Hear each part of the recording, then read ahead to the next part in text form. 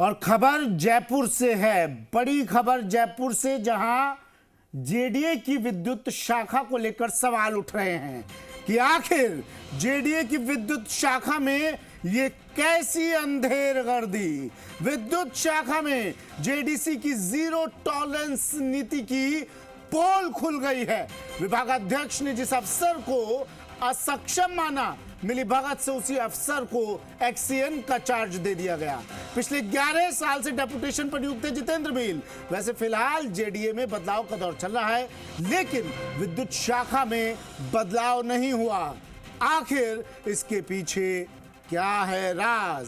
JDA ने XEN Satyendra Meena को suspend कर दिया था। 2022 में भ्रष्टाचार के मामले में इसे सस्पेंड किया गया था। 5 करोड़ के गलत भुगतान मामले में इसे सस्पेंड किया था। विद्युत प्रकोष्ठ में इसी अफसर को उसी सीट पर अब तैनात कर दिया। अब ऐसे में बड़ा सवाल कि आखिर कैसे होगी 5 करोड़ की रिकवरी। एसीबी में ट्रैप हुए अफसर को जेडीए ने प्रतिनियुक्ति पर ले लिया। विद्युत प्रकोष्ठ में तैनात ये अफसर टेंडर कर रहे हैं, जबकि इन सभी अफसरों पर भ्रष्टाचार के बड़े आरोप हैं। फिर भी जेडीए प्रशासन की इन अफसरों पर मेहरबानी क्यों? राम सिंह राजावत मेरे सहयोगी जयपुर से फोन लाइन पर जुड़ गए हैं। राम सिंह, इस मेहरबानी का कारण?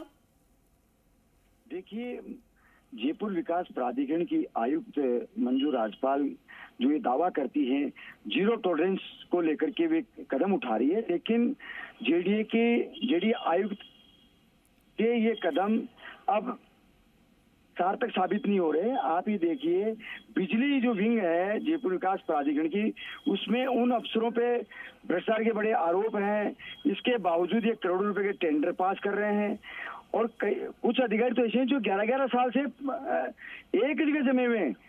जेडीए आयुक्त ने इनके कोई ट्रांसफर नहीं किए, जबकि जोनों में बिल्कुल बदलाव कर दिया। तो आखिर जेडीए के अधिकारियों ने सवाल उठाया कि बिजली जो विंग है जेडीए की, उसमें ऐसी अंधेरगर्दी क्यों है? क्या जेडीए प्रशासन का इस ओर ध्यान नहीं है? आखिर ये सब क्या है? इस बात को लेकर जेडीए में चर्चा का विषय बना हुआ है। बिजली कंपनी में करोड़ों रुपए के जो घोटाले हुए हैं और उन घोटालों को लेकर कोई कार्रवाई नहीं हो रही है। यहाँ तक कि जयपुर विकास प्राधिकरण की लोहा मंडी योजना है, उसमें बड़ा घोटाला हुआ था। बिना कार्य के भुगतान कर दिया गया और जांच भी हो गई, लेकिन आज तक उन ठेकेदारों से रिकवरी नहीं हुई। और रिकवरी करने वाले उसी अफसर को उस जगह बिठा दिया जिन पर भ्रष्टाचार के आरोप थे या घोटाला किया था। उन्हीं अफसरों को बिठा दिया गया। रिएक्शन लेने की कोशिश की क्या राम सिंह?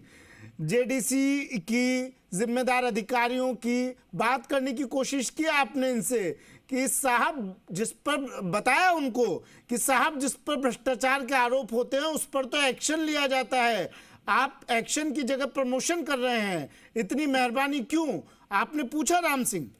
बिल्कुल, मैंने अफसरों से संबंध में बात की तो उन्होंने टिप्पणी करने से यह कहते हुए इनकार कर दिया कि अभी बदलाव का दौर चल रहा है। कहीं उनका नाम नहीं बताने के सत्ते इन्होंने ये जरूर किया कि जो ट्रैप हो चुके हैं, एसीबी के ट्रैप हो चुके हैं, उन अफसरों को आप देखो मलाईदार या ऐसी जगह पोस्टिंग दी जा रही है, करोड़ों रुपए टेंडर किए जा रहे हैं। तो आखिर जेडीए प्रशासन का ध्यान इस ओर क्यों नहीं है? जेडीए को करोड़ों रुपए का नुकसान हो रहा है, जनता को रिलीफ मिल नहीं पा रही है, मौके पे काम नहीं हो रहे हैं। और इस तरह के आरोपों के बावजूद आखिर जेडीए प्रशासन ऐसे अफसरों पर मेहरबान क्यों है? इसके पीछे क्या है? ये जेडीए में बड़ा चर्चा का विषय बना हुआ है। शुक्रिया राम सिंह तमाम जानकारी के लिए।